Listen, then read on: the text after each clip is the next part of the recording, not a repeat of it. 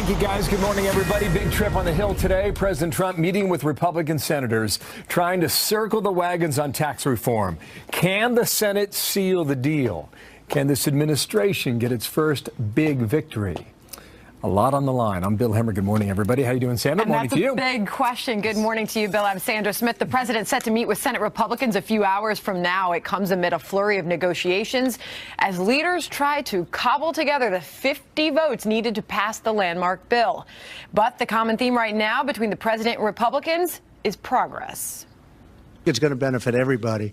It's going to mostly benefit people looking for jobs more than anything else because we're giving great incentives. The tax bill is doing very well, and I think the Republicans are going to be very proud of it. The Senate bill made some substantial improvements over the House bill, but we'll work through those when we get to a conference committee with the House. We don't want to ignore our Democrat friends as well. I just hope that they will get off their duffs and start working with us rather than just voting in block against everything we try and come up with. There is growing momentum for this, and I am confident that we're going to get this done soon, get it to the president's desk, and the president is eagerly looking forward to signing it. We have got Fox team coverage for you on this Tuesday morning. Newt Gingrich standing by first, but we start with Chief White House correspondent John Roberts live on the North Lawn. Good morning, John. Hey, Sandra, good morning to you, and happy week after Thanksgiving. The president headed up to the Hill for the second time to sell tax reform, this time to the Senate Republican caucus. The president will be meeting with them to try to push it across the finish line today. At least two senators are no's at the moment. Senator Steve Daines of Montana joins Senator Ron Johnson of Wisconsin. Both of them have a problem with the fact that this bill favors large corporations tax-wise over smaller corporations. Large corporations are taxed at 20%. The smaller businesses, so-called pass-through corporations, are proposed to be taxed at 25%. Johnson says he's looking for changes in the bill to try to get to a yes. Daines saying this in a statement, quote, "I want to see changes in the tax cut bill that ensure Main Street businesses are not put at a competitive disadvantage against large corporations." The president can only afford to lose two senators and then have the vice president as a tiebreaker. But he's got six senators that are expressing concerns about the plan. Senator Corker, Flake, Murkowski, McCain, Langford, and Collins, all of them worried about blowing a big hole in the deficit. Collins of Maine also opposed to repealing the individual mandate. Now, CBO scoring, the Congressional Budget Office, puts the cost of the bill at $1.4 trillion over 10 years. That is just below the mandated Senate cap of $1.5 trillion, so there's not a whole lot of wiggle room there to make adjustments. One holdout who has come around to yes is Kentucky Senator Rand Paul. He says that he will vote for the bill. It could get voted out of committee later on this afternoon, maybe this evening, and could go to the full Senate by maybe Saturday if everything is copacetic coming out of the committee. So we'll see what the president can do between now and a vote in the committee, Sandra, to get this thing on the rails. All right, so Rand Paul says he's in. One of his colleagues, John Cornyn, is coming up next hour. We'll see where he stands. Meanwhile, the president's in a bit of hot water this morning over a comment he made at a Native American event yesterday, John. Yeah, this was an event that the president held at the White House, Sandra, yesterday for heroes of World War II, the Navajo Code Talkers, when for some reason, out of the blue, he brought up one of his favorite topics from the election campaign, Senator Elizabeth Warren of Massachusetts. Listen here. I just want to thank you because you're very, very special people. You were here long before any of us were here. Although we have a representative in Congress who they say was here a long time ago. They call her Pocahontas. Just in case you're wondering, that was not in the official text of the honoring of the Navajo Code Talkers, but it brought a swift reaction from Senator Warren. Listen here.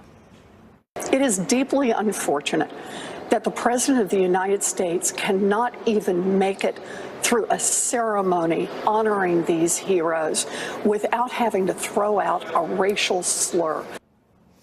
The Navajo Nation weighed in on all of this. President Russell Begay saying that this is a long-running feud between the president and Senator Warren over her claim to Native American heritage during her Senate campaign that they did not want to get in the middle of.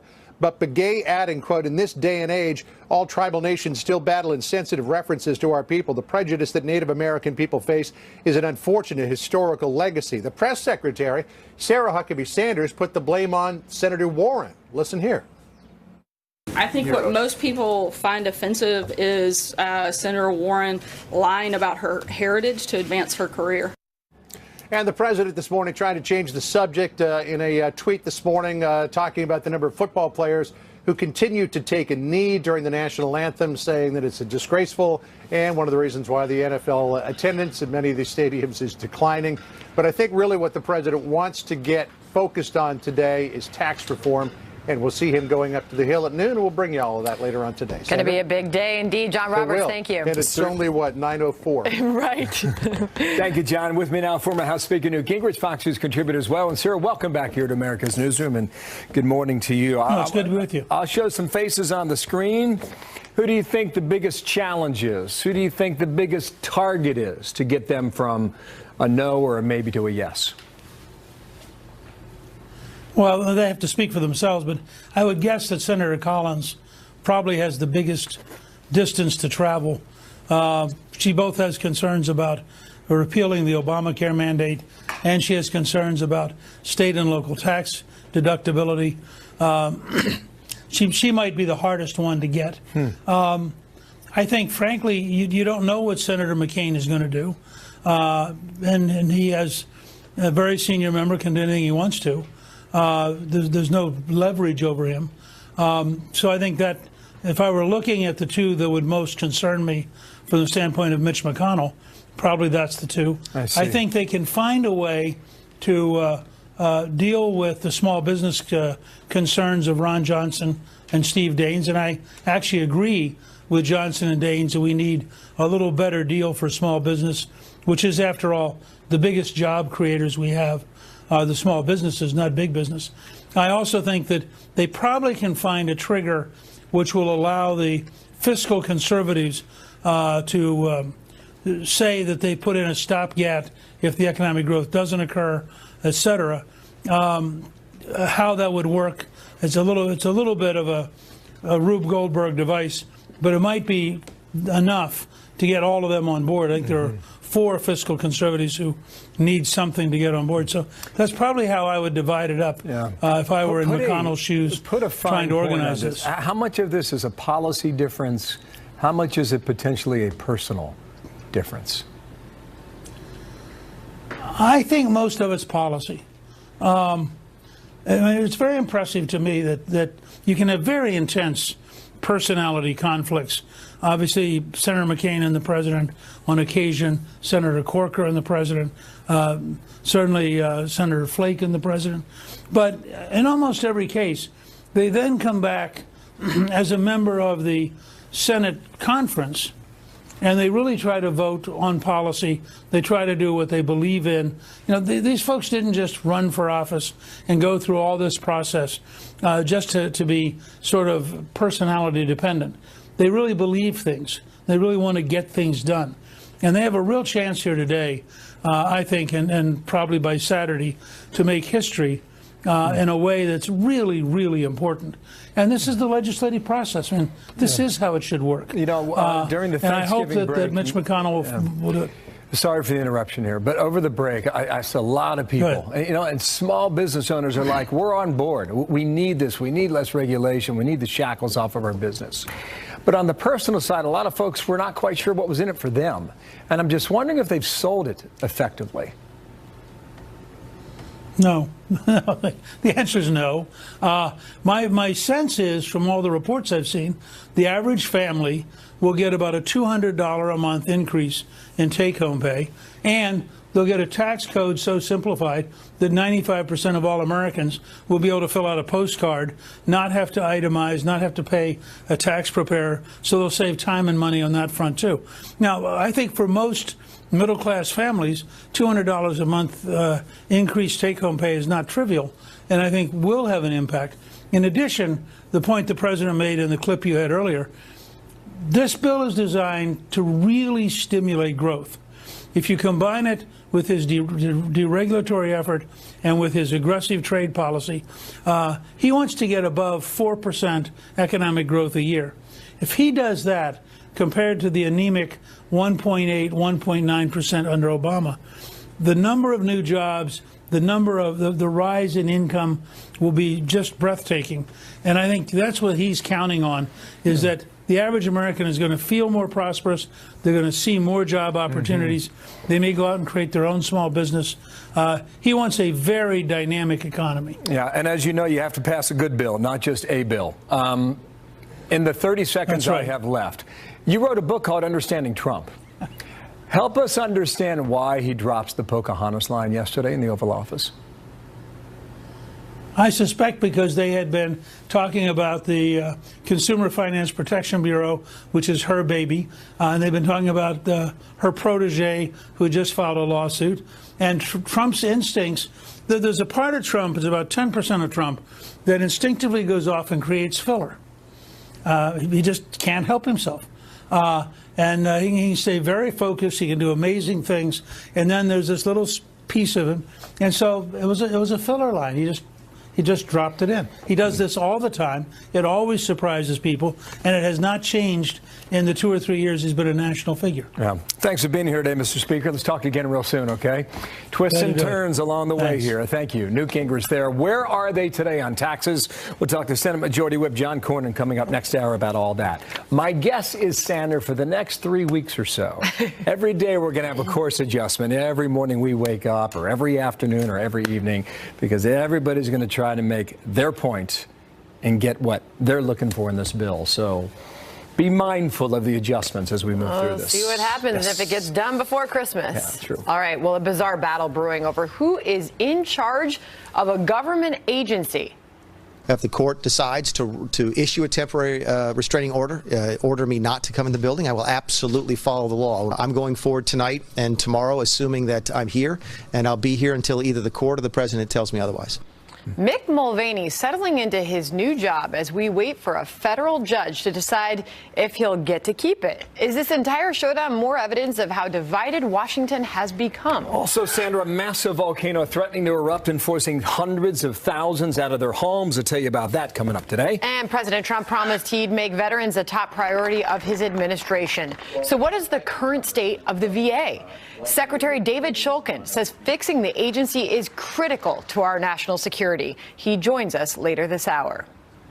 There are many problems that we've inherited in the VA and just unacceptable practices. We're going to continue to make sure that we are compliant with all of the laws and regulations and fix these problems throughout the VA.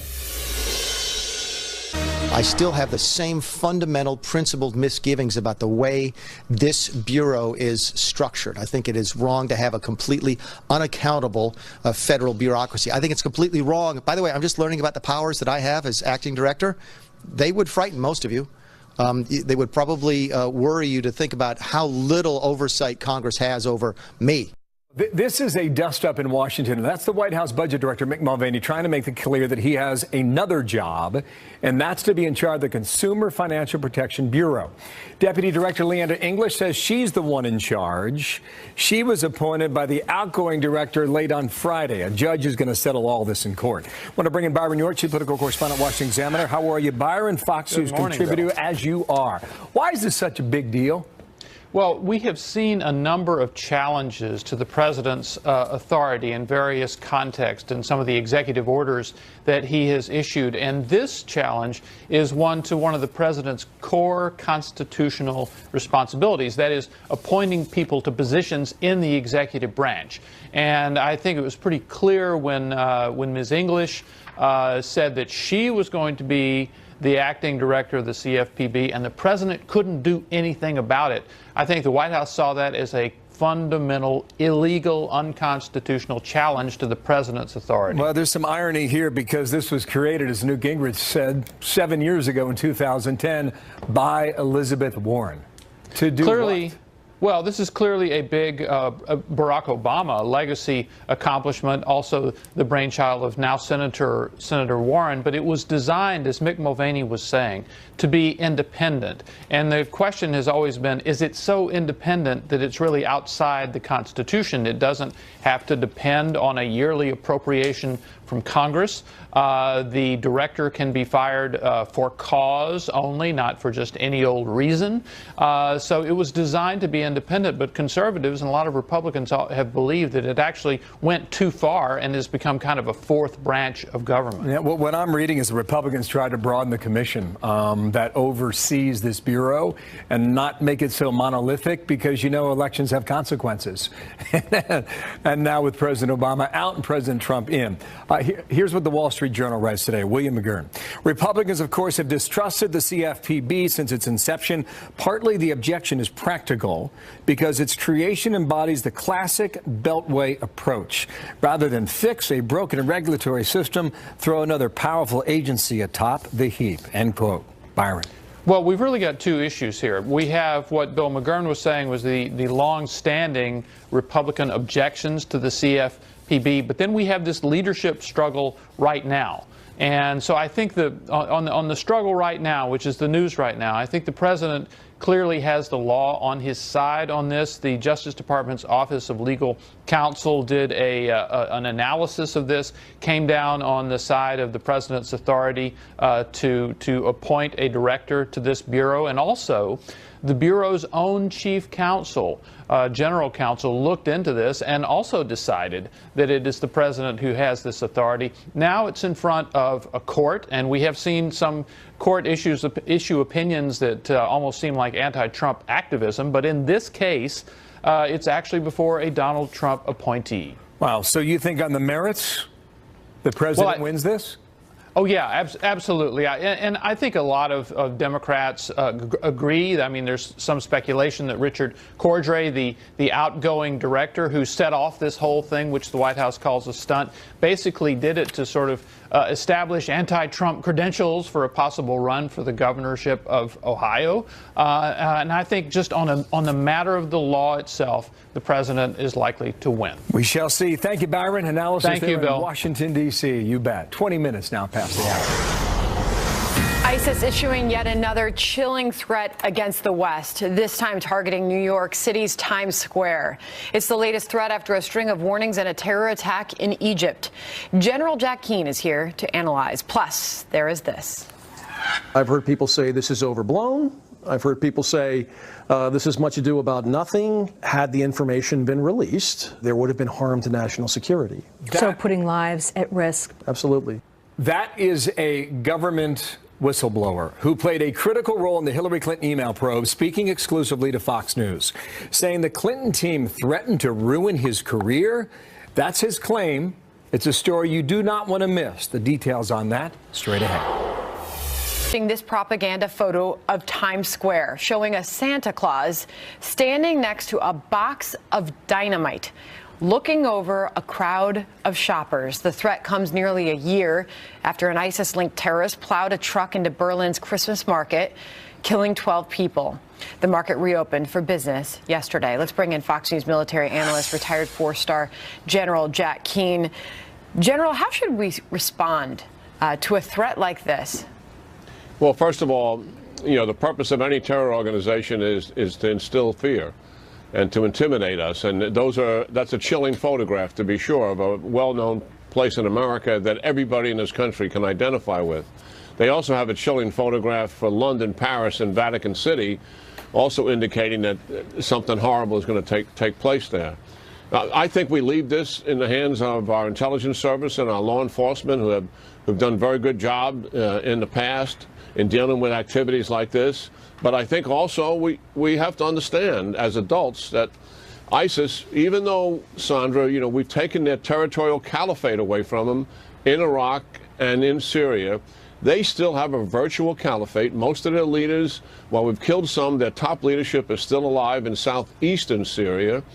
And they still inspire followers, they direct some, and they support some in carrying out these attacks. They're still out there. They're a dangerous organization, and we have to understand who they are and what they're trying to do. But at the end of the day, go about our lives. Let's live our lives. You know, General, that's what a lot of people are probably asking themselves. I mean, thousands, tens of thousands of people shopping in New York City, planning to be in Times Square, possibly for New Year's Eve, for the ball to drop.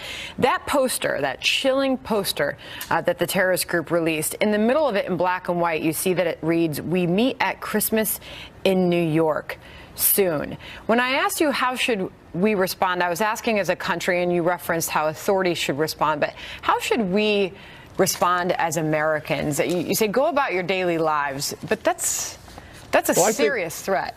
I think we always have to be aware of our surroundings ever since 9/11, what takes place. And I think most people in America are like that. Doesn't mean we're not going to live our lives. They're not going to go out and recreate and enjoy family and be in public places where huge crowds gather. So in our sports stadiums, other activities that we do, go to the theater. Those things, Americans are going to do it. I have total confidence in the American people doing that, but we're all aware of the fact that the terrorists are out there. Listen, if we had multiple attacks going off every month in this country in multiple cities, that would be another issue, but we don't have that.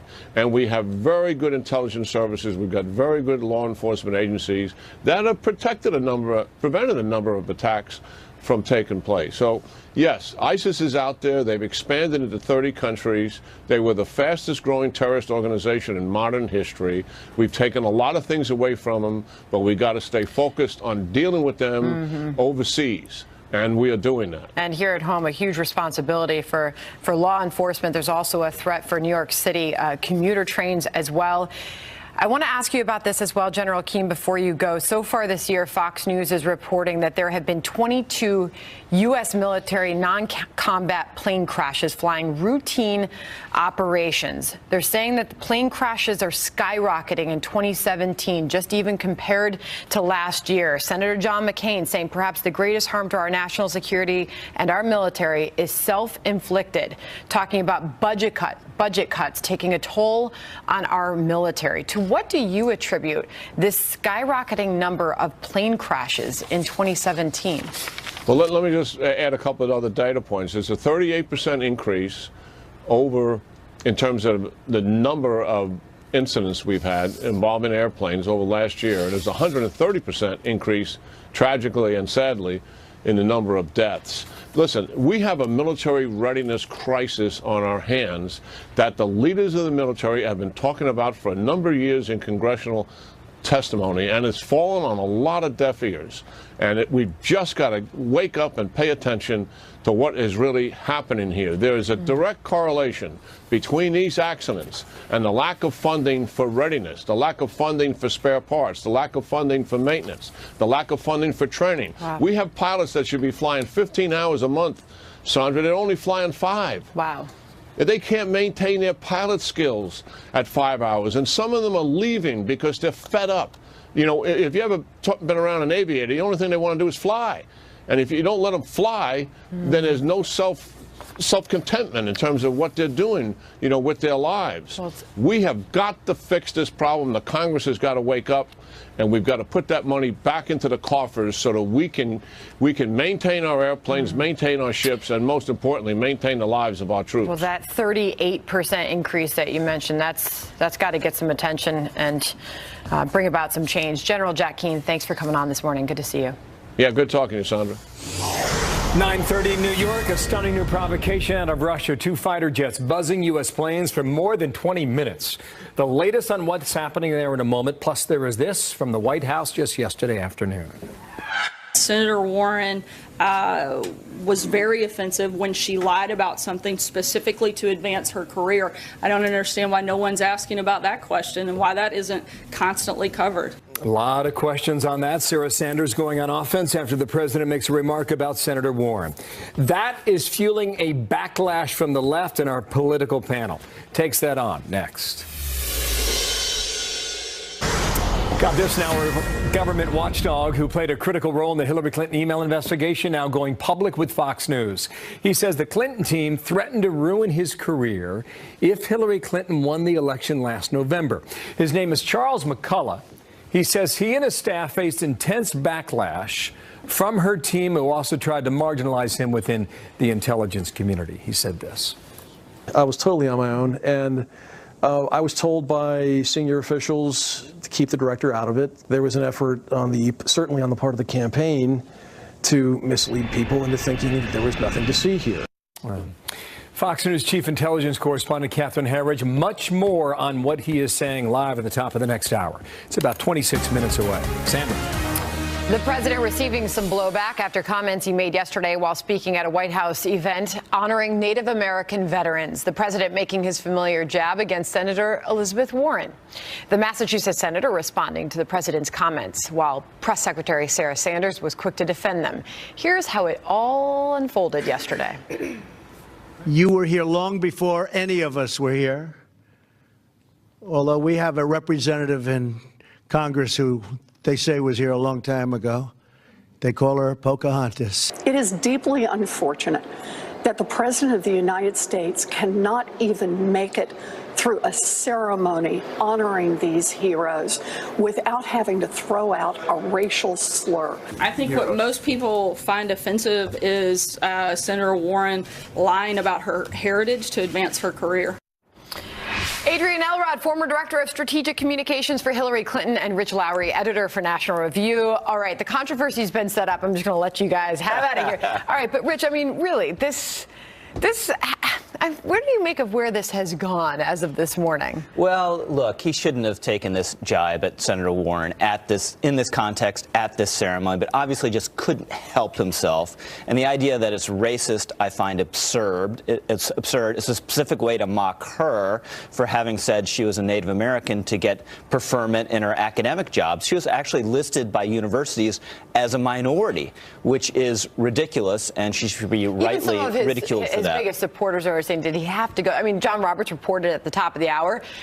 He confirmed that the president did go off script to make this jab. Yeah, if a speechwriter had written this into his remarks, he or she would have been We'd be talking fired about very something quickly. Different right now. Adrienne, what do you make of all this? Look, I mean, it is absolutely a racist slur. There's no question about it. And he is. We saw this during the campaign. He has a really hard time dealing with powerful women. He cannot help himself by making some sort of negative, derogatory comment.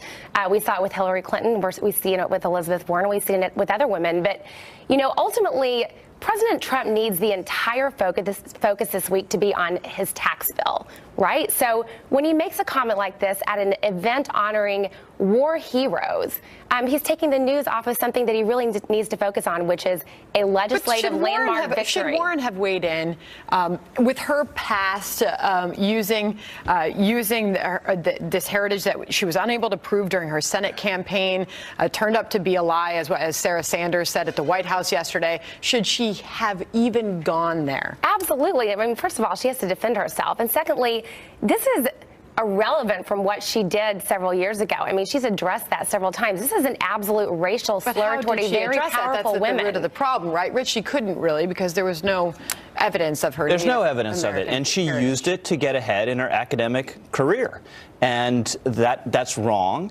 And there's no support for this. And the idea that Trump only mocks powerful women, tell it to little Marco, tell it to lying Ted, tell it to crazy Bernie. Powerful men and too. He also, right, well, exactly, let me ask that's you the this. point. Is it okay that Senator Warren is now using this entire thing to fundraise, which she is? Is that okay? Absolutely it is. I mean, again, he made a derogatory comment about her, which he has made many, many times during an event honoring war heroes, Native Americans who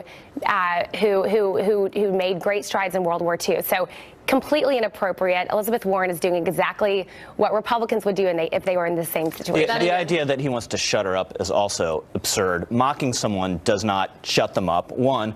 Two, he probably wants to run against her as this really easily stereotyped progressive Democrat from Massachusetts. So he doesn't want to shut her up. He probably wants her to win the nomination and run against her in 2020. And to go back to Sarah Sanders at the White House yesterday, answering the question about the racial slur, as one of the reporters called it, she said, I don't think that it is a racist term. I don't think that was his intent. Some will argue, Rich, this is just the president being the president, Trump being Trump. He couldn't help himself. You know, it's entertaining. There's always something every single day that he does to draw attention to himself, to please his supporters, and to anger and outrage everyone else. Adrienne, last word to you. I mean, I agree with Rich on this. I'm finished trying to figure out what is in President Trump's head and why he does what he does. But this is certainly par for the course with President Trump. All right, we'll see where this goes. Thanks to both of you for being here. Thanks. Bill?